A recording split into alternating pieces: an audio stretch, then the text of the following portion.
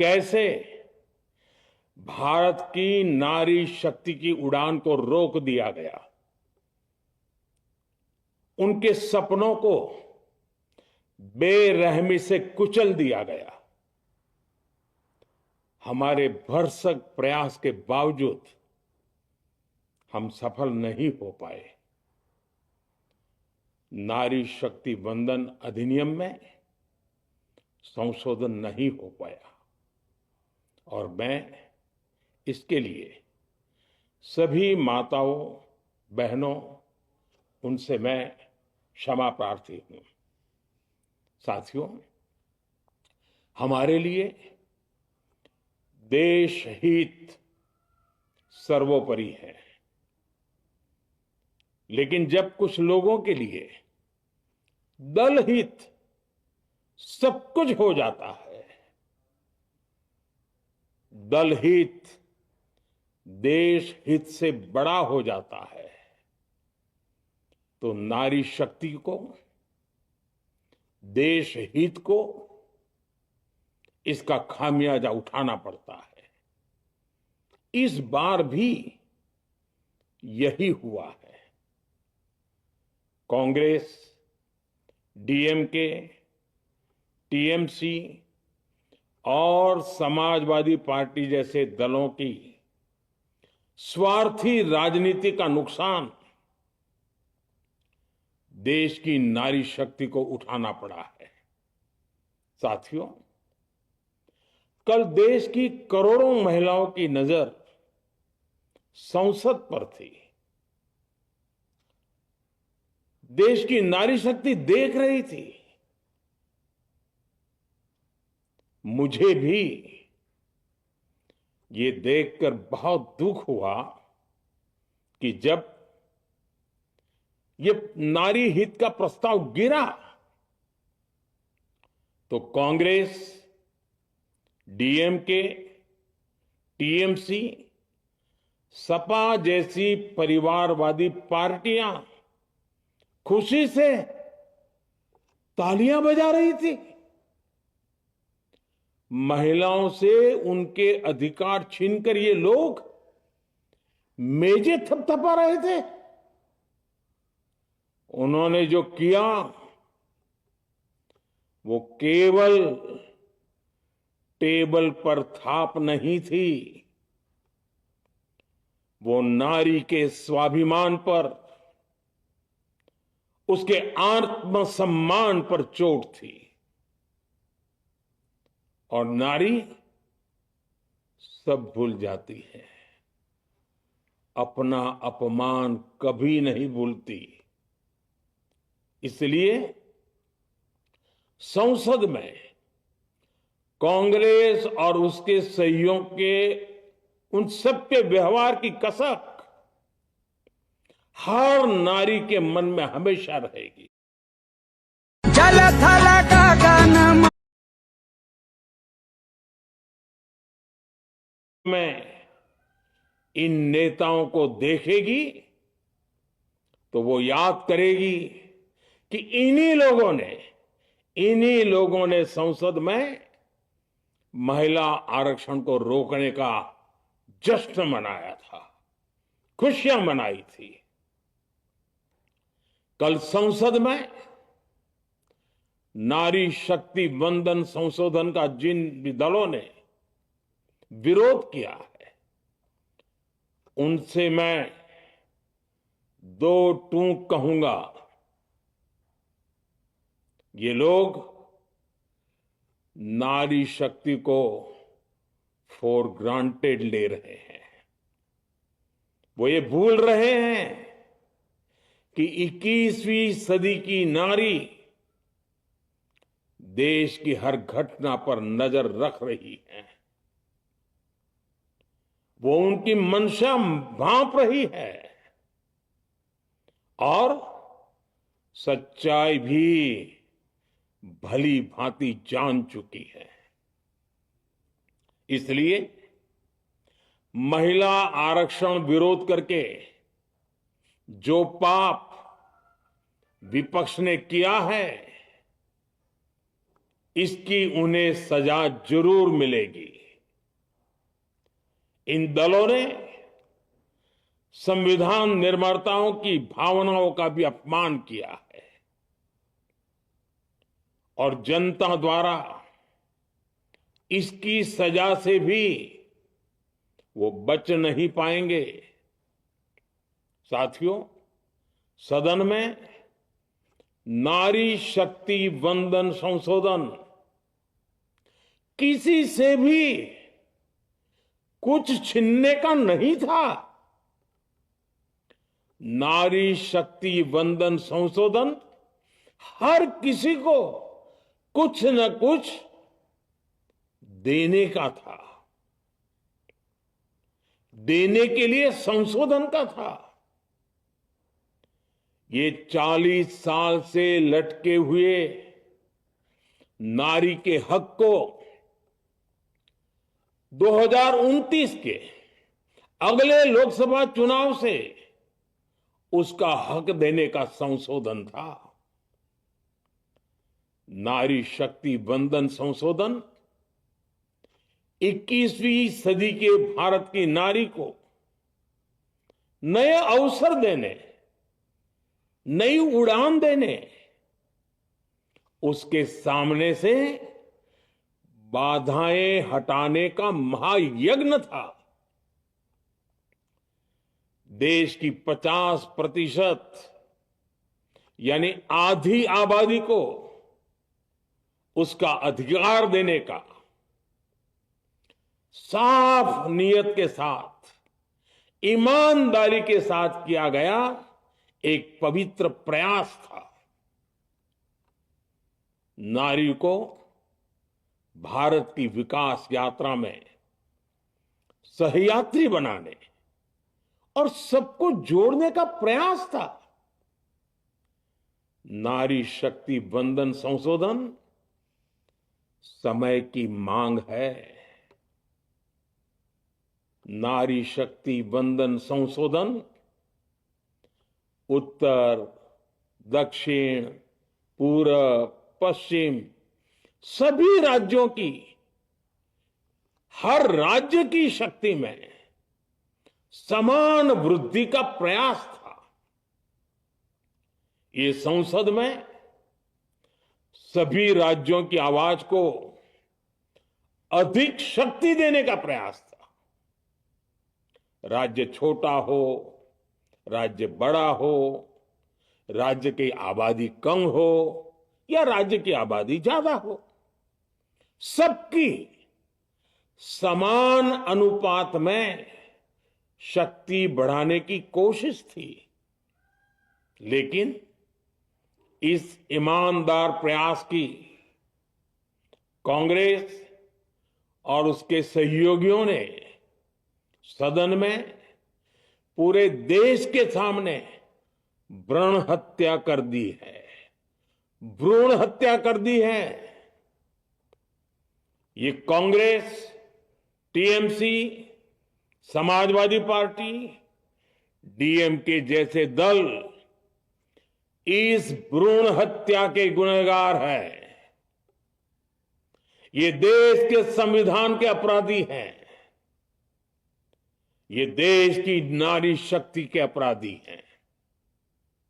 साथियों, कांग्रेस महिला आरक्षण के विषय से ही नफरत करती है। उसने हमेशा से ही महिला आरक्षण को रोकने के लिए षड्यंत्र किए हैं। इस दिशा में पहले जितनी बार भी प्रयास हुए, हर बार कांग्रेस ने इसमें रोड़े अटकाए हैं। इस बार भी कांग्रेस और उसके साथियों ने महिला आरक्षण को रोकने के लिए एक के बाद एक नए झूठ का सहारा लिया। कभी संख्या को लेकर, कभी किसी और तरीके से कांग्रेस और उसके साथियों ने देश को गुमराह करने की कोशिश की। ऐसा करके इन दलों ने भारत की नारी शक्ति के सामने अपना असली चेहरा सामने ला दिया है, अपना मुखौटा उतार दिया है। साथियों, मुझे व्यक्तिगत तौर पर आशा थी कि कांग्रेस अपनी दशकों पुरानी गलती सुधारेगी। कांग्रेस अपने पापों का प्रायश्चित करेगी। लेकिन कांग्रेस ने इतिहास रचने का, महिलाओं के पक्ष में खड़े होने का अवसर खो दिया। कांग्रेस खुद देश के अधिकांश हिस्सों में अपना वजूद खो चुकी है। कांग्रेस परजीवी की तरह क्षेत्रीय दलों की पीठ पर सवार होकर खुद को जिंदा रखे हुए है। लेकिन कांग्रेस ये भी नहीं चाहती कि क्षेत्रीय दलों की ताकत बढ़े। इसलिए कांग्रेस ने इस संशोधन का विरोध करवाकर अनेक क्षेत्रीय दलों के भविष्य को अंधकार में धकेलने का राजनीतिक षड्यंत्र किया है।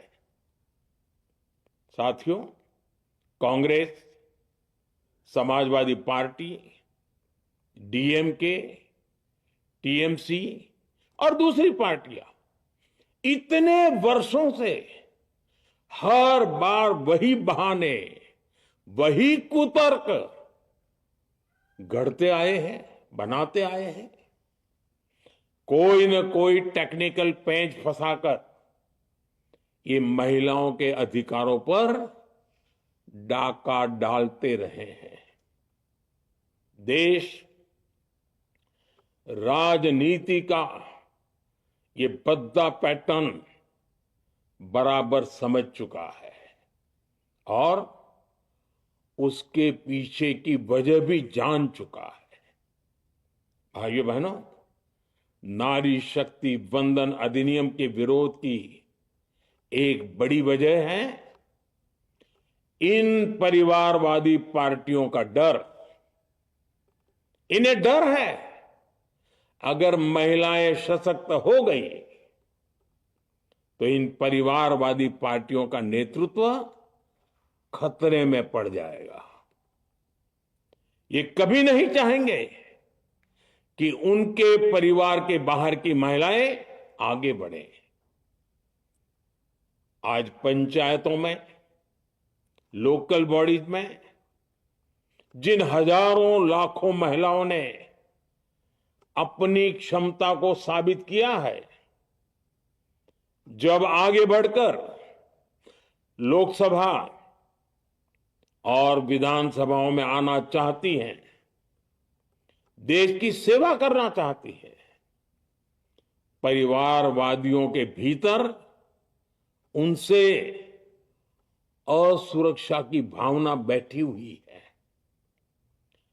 परिसीमन के बाद महिलाओं के लिए कहीं ज्यादा सीटें होगी, महिलाओं का कद बढ़ेगा। इसलिए इन लोगों ने नारी शक्ति वंदन संशोधन का विरोध किया है। देश की नारी शक्ति कांग्रेस और उसके सहयोगियों को इस पाप के लिए कभी माफ नहीं करेगी। मेरे प्रिय देशवासियों, कांग्रेस और उसके साथी दल डिलिमिटेशन पर लगातार झूठ बोल रहे हैं। ये इस बहाने विभाजन की आग को सुलगाना चाहते हैं, क्योंकि बांटो और राज करो, कांग्रेस ये पॉलिटिक्स अंग्रेजों से विरासत में सीख कर आई है। और कांग्रेस आज भी उसी के सहारे चल रही है। कांग्रेस ने हमेशा देश में दरार पैदा करने वाली भावनाओं को हवा दी है। इसलिए यह झूठ फैलाया गया कि डीलिमिटेशन यानी परिसीमन से कुछ राज्यों को नुकसान होगा, जबकि सरकार ने पहले दिन से स्पष्ट किया है कि न किसी राज्य की भागीदारी का अनुपात बदलेगा, न किसी का रिप्रेजेंटेशन कम होगा, बल्कि सभी राज्यों की सीटें समान अनुपात में ही बढ़ेगी। फिर भी कांग्रेस, डीएमके, टीएमसी और समाजवादी पार्टी जैसे दल इसे मानने को तैयार नहीं हुए। साथियों, ये संशोधन बिल सभी दलों और सभी राज्यों के लिए एक मौका था, एक अवसर था। ये बिल पास होता तो तमिलनाडु, बंगाल, यूपी, केरला हर राज्य की सीटें बढ़ती, लेकिन अपनी स्वार्थी राजनीति की वजह से इन दलों ने अपने राज्यों के लोगों को भी धोखा दे दिया।